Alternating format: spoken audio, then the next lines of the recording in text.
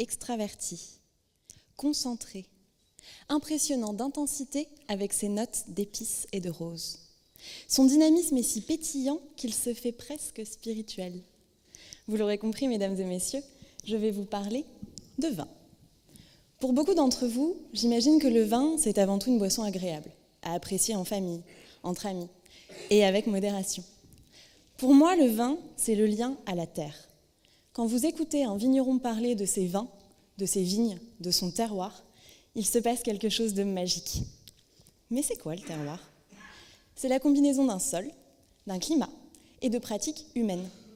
En Europe, les terroirs viticoles sont reconnus par les AOP, les appellations d'origine protégée, qui définissent où et comment on peut produire du vin. Mais ces AOP précisent aussi que le terroir mis en valeur par les vignerons confère au vin des caractéristiques sensorielles particulières, communes à tous. Vous savez, c'est un peu comme votre oncle, votre sœur. Vous avez peut-être les mêmes yeux, mais pas les mêmes cheveux. Eh bien, il en va de même pour les vins d'appellation. En fait, un terroir, c'est comme une grande famille de vins. Et cette aire de famille, dans ma thèse, on l'appelle la typicité. Mon but, c'est de trouver une méthode pour étudier la typicité de produits sous appellation d'origine protégée.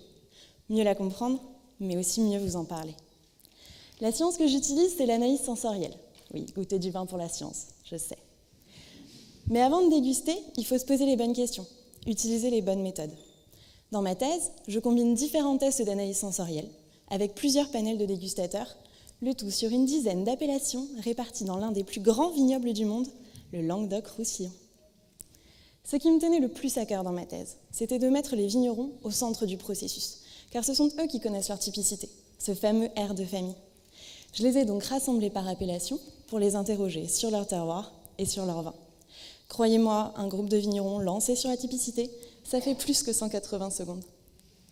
Mais après avoir passé des heures à boire leurs paroles, je les ai guidés vers un vocabulaire commun pour décrire les caractéristiques sensorielles typiques de leur vin. Après quoi, les vignerons dégustaient à l'aveugle et analysaient ces caractéristiques pour répondre à la question « Ce vin est-il typique de votre appellation ?» Aujourd'hui, après avoir collaboré avec des centaines de vignerons et servi des milliers de verres de vin, je comprends mieux ces grandes familles, leurs liens au terroir et leurs identités sensorielles. Mais le principal, c'est que j'ai trouvé une méthode pour étudier la typicité de produits sous appellation d'origine protégée. Demain, cette méthode me permettra de mieux vous parler de vin. Ainsi, vous pourrez choisir plus facilement entre les merveilleux vins du Languedoc-Roussillon, selon que vous préférez les notes d'épices ou les notes de rose.